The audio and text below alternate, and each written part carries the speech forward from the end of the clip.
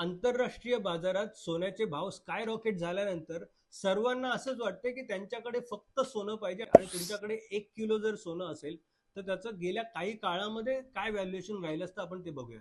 1990ला तुमच्याकडे जर 1 किलो सोनं असतं तर 2,05,000 रुपये इतकं व्हॅल्युएशन होतं.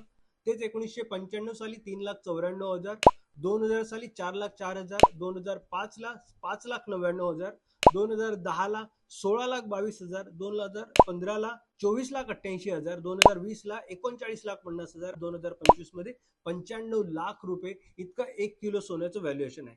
तर तुम्ही गोल्ड ईटीएफ मध्ये इन्व्हेस्टमेंट करू शकतात, गोल्ड म्युच्युअल फंड मध्ये इन्व्हेस्टमेंट करू शकतात, सोवरिन गोल्ड बॉन्ड मध्ये इन्व्हेस्टमेंट करू शकतात, डिजिटल गोल्ड घेऊ शकतात आणि या सर्वांपैकी काही शक्य नसेल तर तेव्हा तुम्ही जाऊन फिजिकल गोल्ड घेऊ शकता.